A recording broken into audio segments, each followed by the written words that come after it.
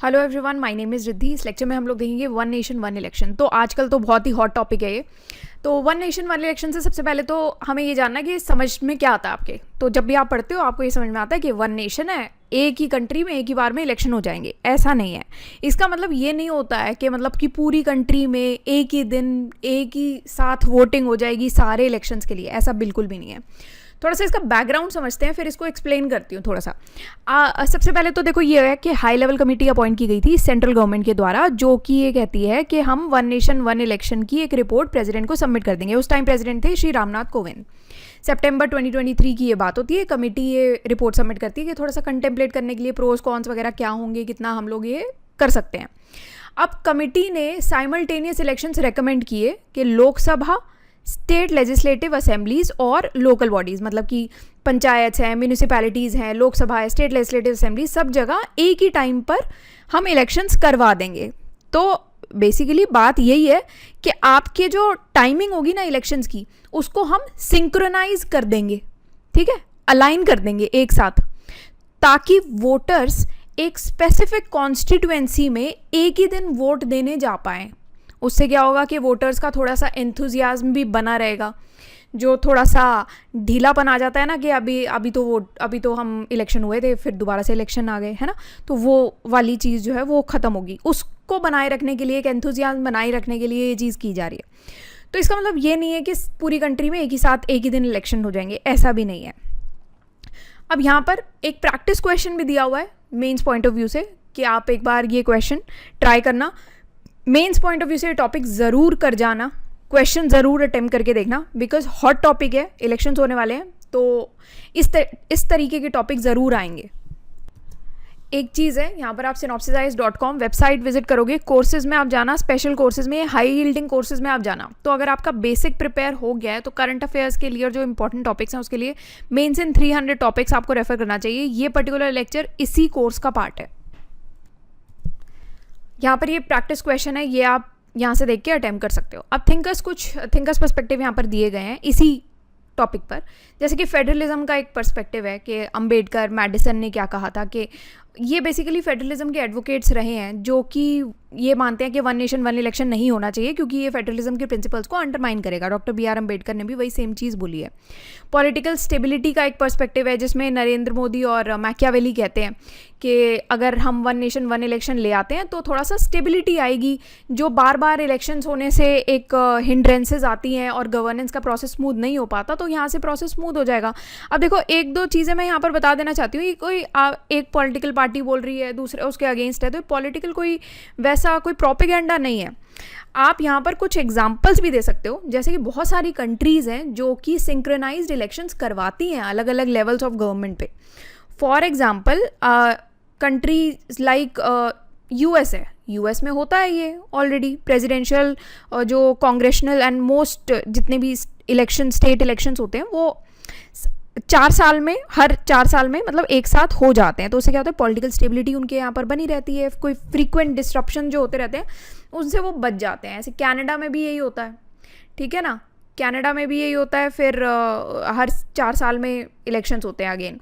Switzerland में भी होता है, स्विट्ज़रलैंड तो बहुत फेमस है इन सब चीज़ों के लिए। तो स्विस फेडरल इलेक्शंस हर 4 साल में होते हैं, और नेशनल काउंसिल और काउंसिल ऑफ स्टेट्स के इलेक्शन उनके सिंक्रोनाइज्ड हैं बिल्कुल परफेक्टली।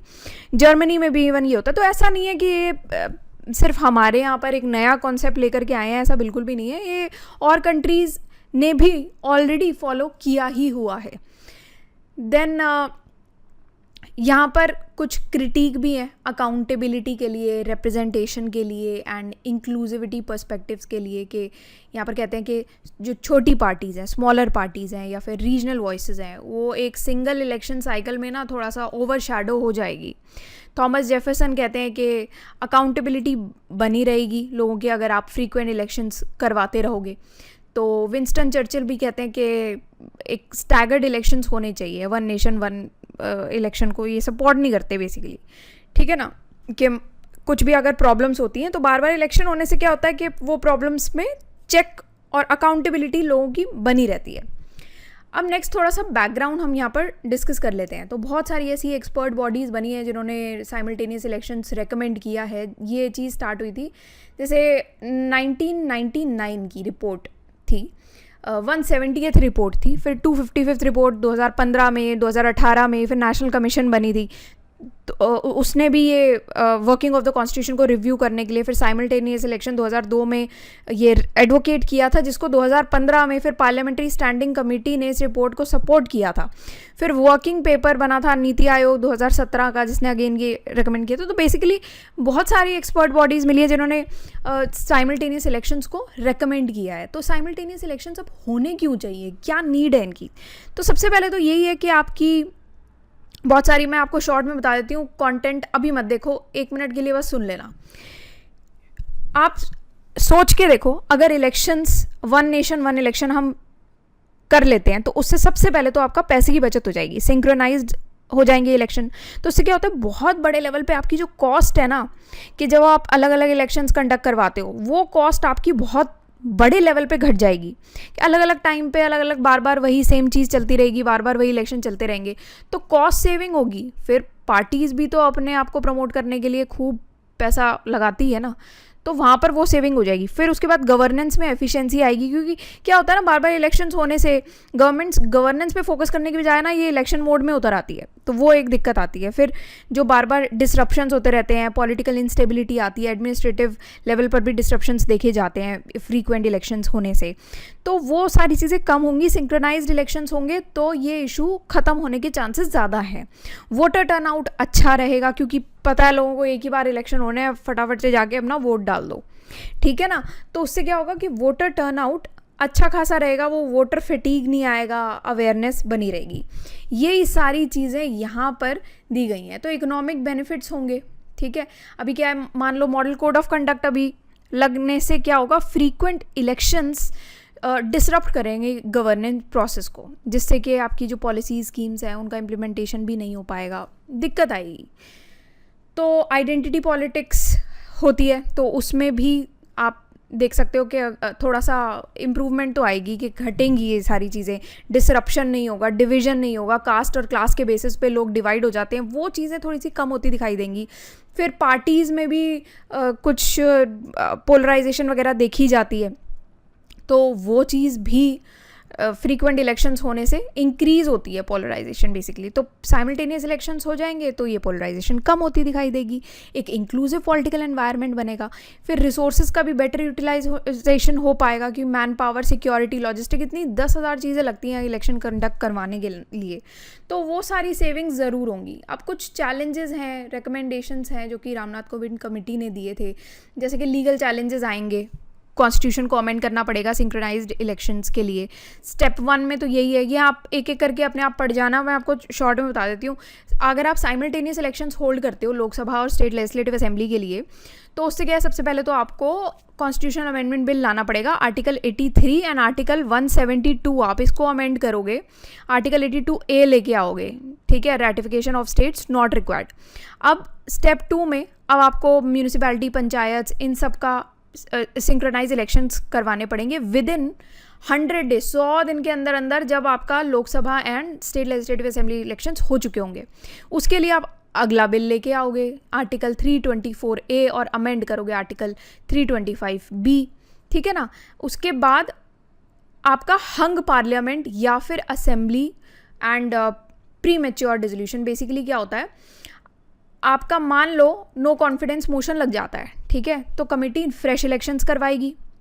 अब क्या होता है कि नए इलेक्शंस होने पर एक सिर्फ जो अनएक्सपायर्ड टर्म होती है ऑफ प्रीसीडिंग फुल टर्म, उसके लिए हो पाएगी। तो उससे क्या होता है, similar process state legislative assembly के लिए भी लगेगा। उसके लिए आपको अगेन आर्टिकल 83, आर्टिकल 172 इनको अमेंड करना पड़ेगा। फिर स्टेट इलेक्शंस ऑल्टरिंग का यहाँ पर मुद्दा है, जिसमें rights of the states violate होगा, क्योंकि एक रिपोर्ट मेंशन करती है आर्टिकल 327, यहाँ पर आप देख सकते हो दिस आर्टिकल्स 327, जो कि पार्लियामेंट को एम्पावर करता है कि वो पार्लियामेंट एंड स्टेट इलेक्शंस के रिगार्डिंग कुछ प्रोविजंस बनाए।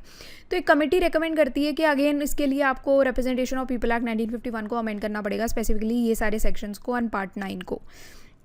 तो यहाँ पर आप यही देख पा रहे हो कि बार बार कुछ ना कुछ, देखो पूरा प्रोसेस ही क्योंकि यहाँ पर ऑल्टर होने वाला है, तो उसके लिए आपको बहुत सारे अमेंडमेंट्स लेकर के आने पड़ेंगे, पर मेजर आर्टिकल्स आप नोट कर सकते हो, ये इलेक्शन से डील करने वाले आर्टिकल्स ये 1 2 3 ही रहेंगे, तो वो आप माइंड में ज़रूर रखना, स्पेशली तब क्योंकि जस्ट ये टाइम ऐसा है और न्यूज़ में चल रहे हैं सारे टॉपिक्स, इसके रिलेटेड आर्टिकल्स भी आपको ध्यान में रखने पड़ेंगे। मान लो स्टेटमेंट बेस्ड क्वेश्चंस कोई आ गए तो उसमें ये पूछ लिया जाएगा आपसे, ठीक है, चांसेस हाई हैं, तो वो आप ध्यान रख सकते हो।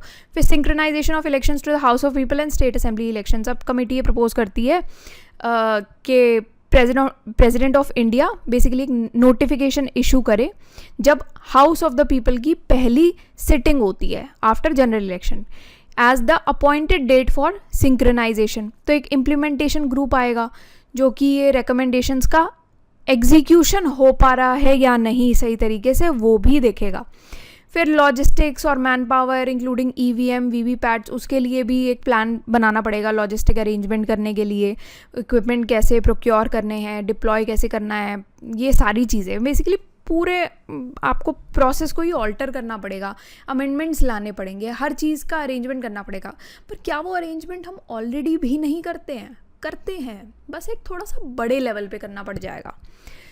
तो ऑल इन ऑल आप इसको कंक्लूड करोगे कि अगर हाई लेवल कमेटी का इस्टेब्लिशमेंट होता है तो एक थॉटफुल अप्रोच है इलेक्शंस को कोऑर्डिनेट करवाने का इंडिया में, ठीक है ना।